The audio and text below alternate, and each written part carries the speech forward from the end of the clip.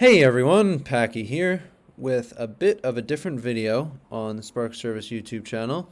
And today we're going to be discussing the most recent tornado outbreak, slightly unexpected, over much of the US. This was for March 13th into the 14th, a multi-day event. This had 6 EF2 tornadoes so far confirmed, 2 EF3s potentially even higher, and 21 or more tornadoes confirmed as of March 16th early in the morning.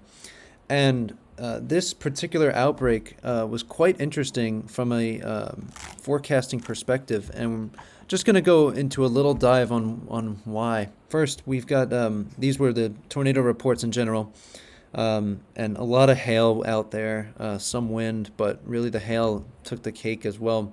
Those are those tornado reports in Kansas, and we also had another smaller tornado here, at least a report here in Illinois. I think that is yet to be surveyed. Really the most impressive day, which was quite unexpected. This did have a higher risk than this day, and it was expected to be a more significant event and more widespread, but this event here really overperformed a lot of expectations, specifically in the northern regions. The hatched risk on SPC's website was down here, and that is not to discredit them. There were certainly some tornadoes and some pretty intense hail, really, that came out of these storms. But there certainly was some reasons as to why this popped off and produced some significant tornadoes and some heartbreaking damage up here, really. There were some meteorological reasons, and I'll get into some of the small ones here, and why we were thinking that maybe this wouldn't happen, but it turns out it did happen. Let's get into that here. First thing I want you to take a look at here is the satellite imagery. This is going to be showing your infrared band, and this is going to be extremely useful for seeing where your storms are and really just how strong they are, how tall they are. And you can see this is going to start out on the 13th in the morning, and you get our first round of storms right here. That's going to be these little bubbles of what are called convection in this region. And these kind of grow. Some of these form the eventual tornadoes that you see, like probably right in here, that I had pointed out near Alta Vista and Rossville. But what really was interesting is we had that marginal risk to the south on this day, covering really this region here. And those storms did actually form. I wasn't sure if they were going to form along what was called the dry line here. But they did, as you can see right in here. And that it was the impetus that went on. Those storms really lasted throughout the whole day and went throughout this whole region through Illinois and Indiana and into Ohio before dying out in Pennsylvania. As we go into the afternoon hours, early afternoon, we had storms firing in Oklahoma. And those really took off into the mid-afternoon and started to overspread. The anvil started to overspread the area in Missouri. Really what happened was, and I'll get to this in the visible satellite, you had these first storms come through, but then you had this round of clearing, and that caused a significant amount of instability to build up in the region. Also wasn't sure if these storms here in Missouri were going to fire, but they did. Everything seemed to end up a little bit more intense than expected from all regions. So getting into a little bit of mesoscale analysis, just briefly here. This is looking at your surface-based instability and inhibition in the shaded region. That built up as expected. I mean, we had 4,000 joules per kilogram of instability of CAPE, which for this time of year is a significantly high number, and this is showing that storms are really going to want to explode in the atmosphere, and that's what you saw there on the satellite.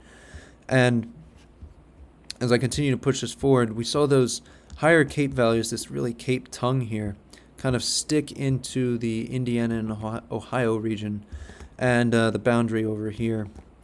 And the boundary kind of held serve in this central to eastern part of Ohio. But all along this Cape tongue, we were able to get storms to fire, and this was, talking 2,000 joules per kilogram of CAPE, and that is more than enough, and really almost more than expected by all modeling. instability to get storms to maintain themselves throughout the evening and overnight hours.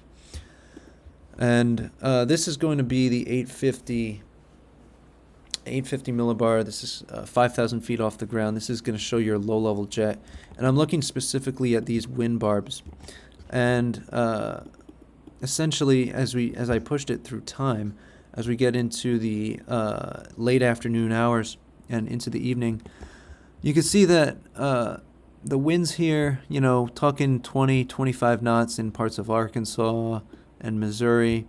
But then this interesting little feature here, this really low pressure area of lower heights, that had really allowed for the Ohio risk to really take off in this region, and this low-level jet to really amplify right into the core of this little low pressure.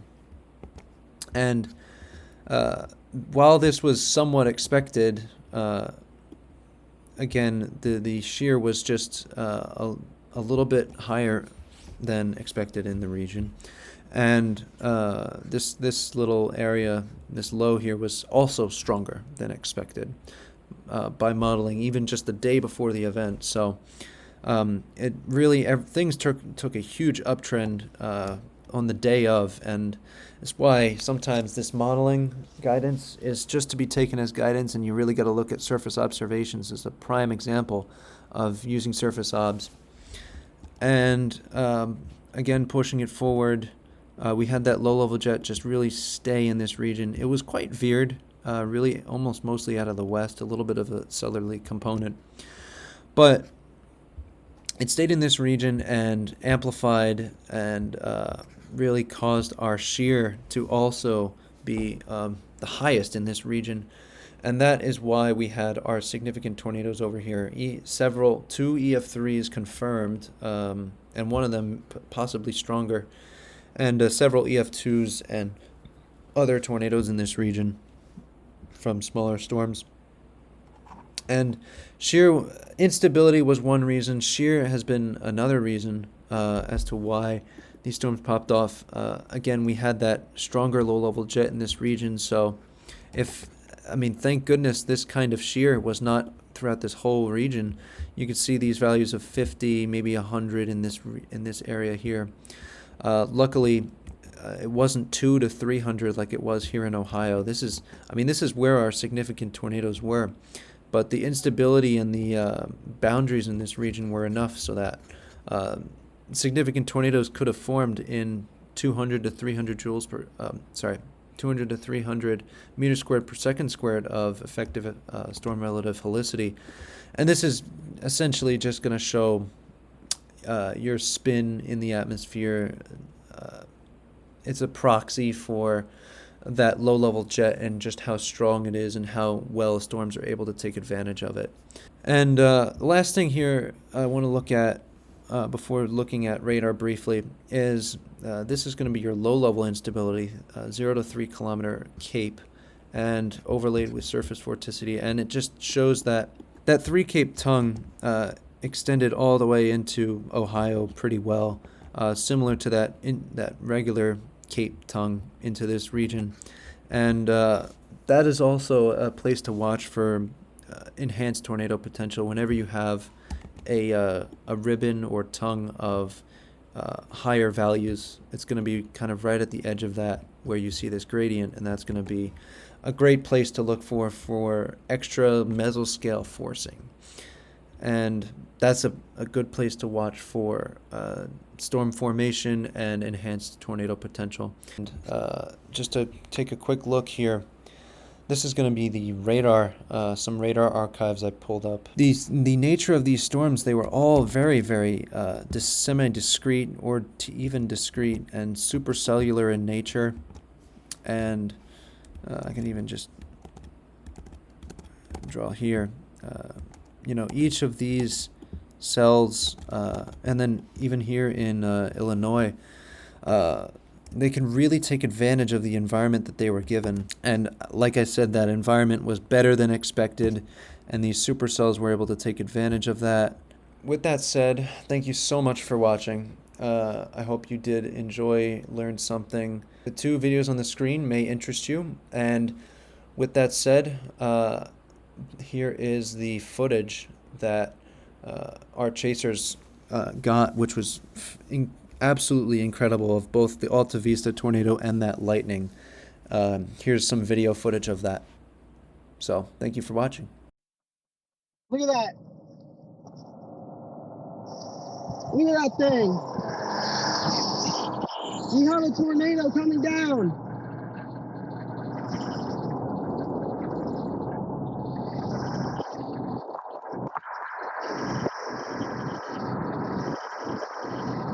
Look at that thing. Look out.